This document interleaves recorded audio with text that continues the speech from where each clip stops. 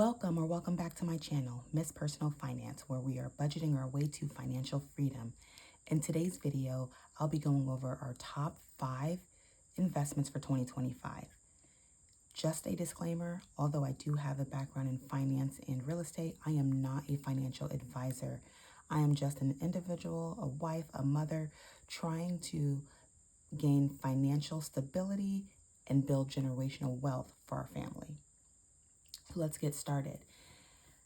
Investing can be very daunting and may sound very difficult, and that keeps a lot of people away from actually being involved in the stock market or other investment vehicles.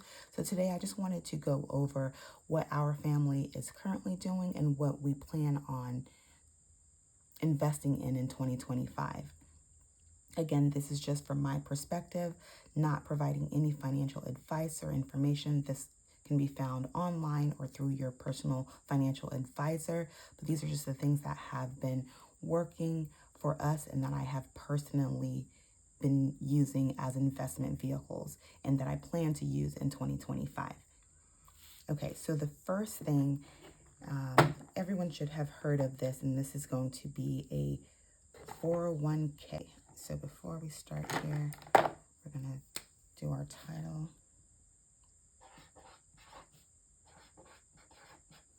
2025.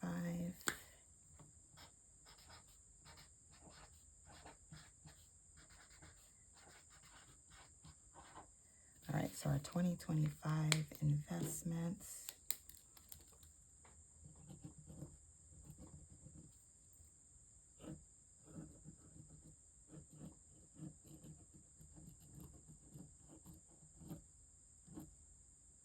I'm sure you can't see that, but that's fine.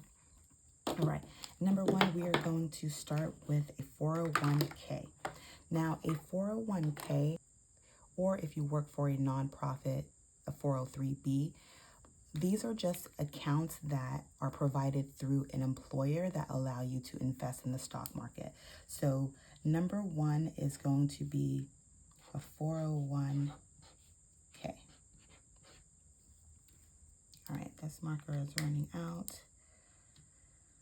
But with our 401k, you could either have a traditional or a Roth. And you may hear that a lot in investments, traditional versus Roth. Traditional just means that you are using money before it is taxed. So you're using pre-tax dollars to invest in the market.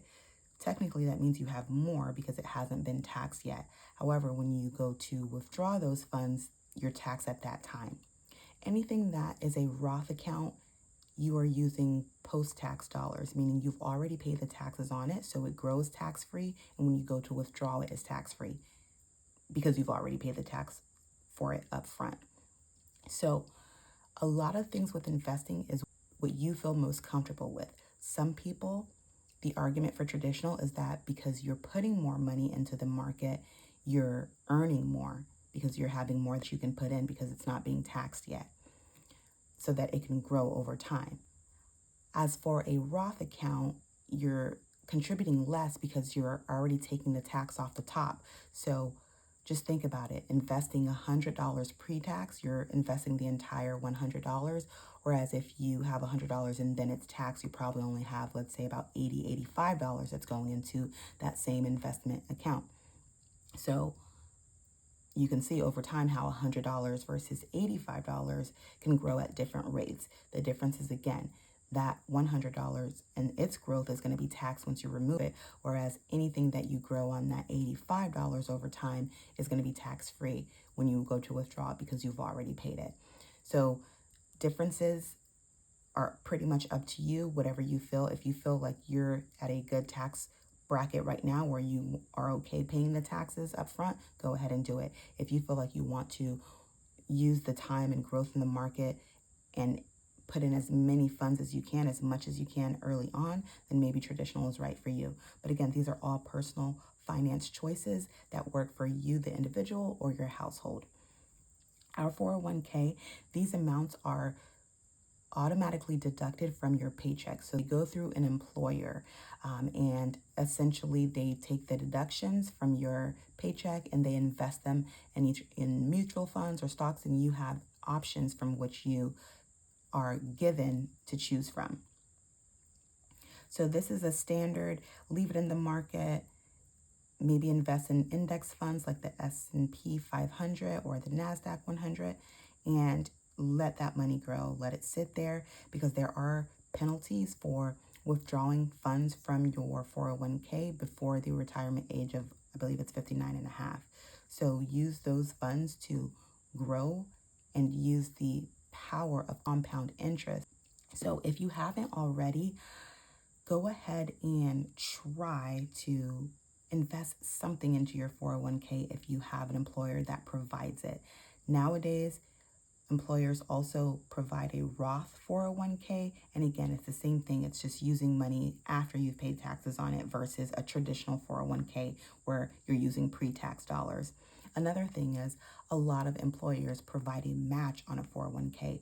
Guys, if you do nothing at all, at least try to meet the minimum for the match. So if they're matching 3%, 4%, 5%, at least try to contribute up to that amount, because instead of 3%, you'll be earning 6% or 8% or 10%, whatever that match is.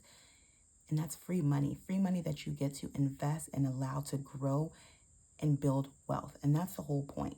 Starting with a little bit that grows over time to more than what you've contributed the entire time. So if you haven't already and you have the ability to, see if you can start contributing towards your 401k if that option is available to you. And if your budget is super tight, start small. Just 1% will make a difference. Like I always say, your future self will thank you. And over time, you can increase that slowly each year by 1%, 2% until you meet whatever that match is or whatever amount you're comfortable in investing in. Okay, so that is it for 401ks. Again, the main difference are between your traditional and your Roth 401ks, and also trying to meet that company match if they provide one. All right, the second thing that we will contribute to investments are going to be IRAs. An IRA, just like a 401k, can be either traditional or Roth. The difference between IRAs is because in the name, it's an individual retirement account and it does not through an employer. That means that you can open up an IRA on your own as long as you meet certain criteria, like having actual income that you can contribute.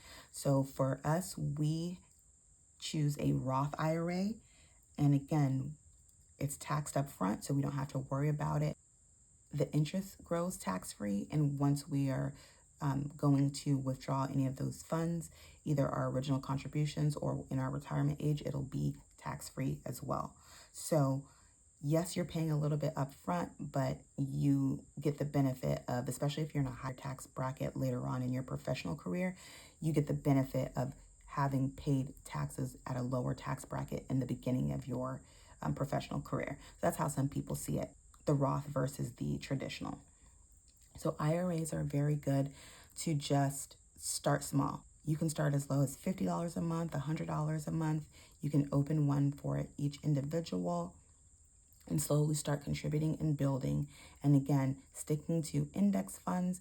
And index funds are funds that follow the general stock market. So they're not like you're purchasing individual stock accounts. You're just investing in groups of stocks at a time. So they pretty much just take a bucket or a basket of stocks and you invest in it all at once. So it helps diversify so that you just don't have all of your money in one stock. And so that if that company goes down, then all of your money is tied to that one company.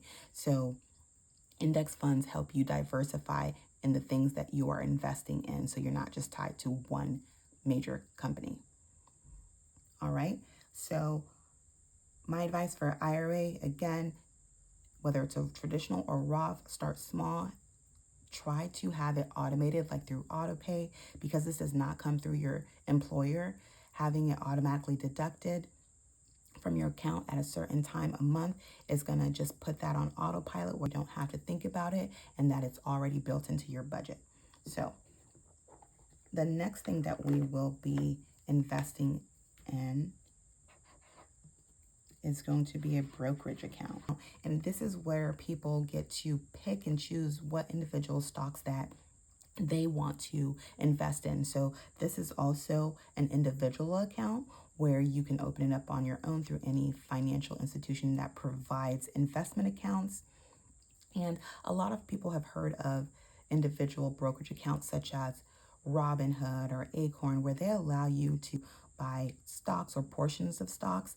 And for this, I opened this up because I wanted to, one, have the ability to pick and choose what I wanted, kind of play around and gain some experience in individual stock trading. And also I wanted to focus on dividend stocks. Dividends are returns that a company provides to its shareholders for investing in its company. So you'll see major companies like Apple or Amazon who provide either quarterly or annual dividends. And I wanted to see that in action. Just to be honest, I have not invested a lot. I think I've only invested like less than $200, but I have seen that grow over time. And just like all of these stock accounts, it's going to go up and down. But over time, the stock market has proven to be a sound investment to grow your money. And again, the key word is over time. This is not a get rich quick scheme. This is not a put your money in it on Monday and cash out on Friday. Maybe for a brokerage account. But for all of these are long-term investments that build upon themselves over time through the power of compound interest. All right. So brokerage account, a lot of people call these just their play accounts where they play around with investing, selling, and purchasing individual stocks to see what their returns can be like. You have the ability to earn more in brokerage accounts than you could maybe over a traditional 401k or IRA, but the risk is also higher too. Again, all of these are personal finance choices that an individual or an investor has to think about before they go into any of these financial or investment vehicles. Okay, the fourth thing our family is using, and that is an HSA account. An HSA account is a health savings account. Now, these can be opened either through your employer or individually on your own. The only thing is you can't do both. You can't have more than one HSA at a time, because HSAs are accounts that they call triple tax advantage. You can contribute tax-free, it grows tax-free, and you can use it for medical related expenses. So when you withdraw it, it's also tax-free. So because of that, there are limits, annual limits on individuals or households, so only one per household that you can contribute each year. But once your account meets a certain threshold, it differs for each HSA account, but it could be like $1,000 or $2,000. Once it meets that threshold, anything over that amount, you can start investing. So just like all of these other investment vehicles, you can invest in mutual funds, index funds, and watch your money grow while you actively use it for your medical expenses. So for us, we don't have necessarily a medical sinking fund, because this is it for us. We contribute to our HSA and we use that to pay for any medical related expenses. You can use them for co-pays or prescriptions, chiropractor care, anything like that, anything medical related. There's a list online. Again, you can check and do the research there. But these are great accounts to have, and we are continuing to contribute to our HSA in the new year. All right, guys. The last, number 5, the last one we have up here is going to be, for us, that's going to be real estate. Now, to be honest, I think we kind of stumbled backwards into building wealth through real estate, because at the time when we started purchasing properties, we had the flexibility to just move often. Whenever we saw a new property that we wanted to, we'd move and hold on to the previous one. And over time, we ended up having several rental units because every time we would move into the new property, we would hold on to that previous. Nowadays, to be perfectly honest, with the real estate market as it is, with the interest rates as they are, this is probably a little tougher to do than it was in years past, but it's not impossible. Real estate is a great way to diversify your investment so that everything is not in the stock market. So these or four, depending on if you choose to invest in your HSA. If you don't choose to invest in your HSA, it just will serve as a medical, kind of like a medical sinking account that you can use toward medical bills. But for these are related to the stock market. So if the stock market is having a historically good or historically bad year, you're going to feel it in all of these accounts. Whereas real estate differs. The argument can be found in real estate, primary versus rentals. If you own just one home that you live in, is it necessarily an investment because you're not necessarily making money off of it?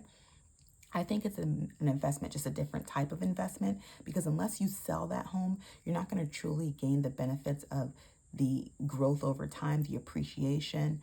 Whereas if you have a property that is a rental property, not only are you earning monthly income and or profit, you also are gaining all the other attributes of home ownership or property ownership. Real estate has proven to be very beneficial for myself and our family. Being a landlord is not the funnest. That's why we do use a property manager. We tried in the very beginning to do it on our own, but it was a lot. Full disclosure, people will call, text, email you all hours of the night. There's always an issue that you have to deal with, it seems like, on a regular basis. Whereas when you go through a property management company, yes, you still have the same issues, but they're dealing with it and they're just letting you know as the property owner, but they're still dealing with the daily collection of funds, maintaining the property, screening tenants. They're doing all the legwork for a percentage of the profit. And I always have found that it has been the best decision we've made and 100% worth it. So in 2025, we actually plan on continuing the 5 investments that we have already started and have done in this past year. So 401k through our employer. I do a Roth 401k and I have a traditional one. So if you have old 401k accounts, you can actually combine them. You can roll them over so that they're just in one, especially if it's an older employer. To be honest, I don't think they care or have much vested interest in maintaining your account, and they probably charge a fee anyway to maintain it now that you're no longer an employee. So that's something you can look into. Also for the IRA, you can start this at any time on your own. You can start investing as low as $50 a month. Brokerage accounts, this one's completely owned and operated by you. You can pick and choose when, how you buy and sell. And it's fun to kind of see what the effects are and how you actually make decisions on what you buy and sell. HSA, definitely recommend this health savings account. If you're able to and if you qualify for it, that's one that I would recommend. And lastly, real estate. Real estate will always be the cornerstone of our wealth building because it allows us to pass it down from generation to generation. I hope you don't find investing as daunting and as overwhelming as I did in the very beginning. Especially POCs or people of color, minorities, we tend to shy away from talking investments, actually investing, and using this as a way to build wealth for ourselves and generations to come. Hopefully this gives you an idea of some of the things that you can start investing in. And just so you know, you don't need large amounts of money to begin investing. You just need to arm yourself with a little bit of information, a little bit of research, and stick to the basics in the very beginning until you're able to feel comfortable making riskier or larger investments. The key thing about investments is that they can go down, but they can also go up. And that's the gamble. That's the risk that you're taking every time you go to invest. Hopefully this was helpful, and comment below if you have a investment goal for 2025 that you'd like to share. Don't forget to like and subscribe. And remember, whatever you put your focus and your energy toward, you're bound to see progress.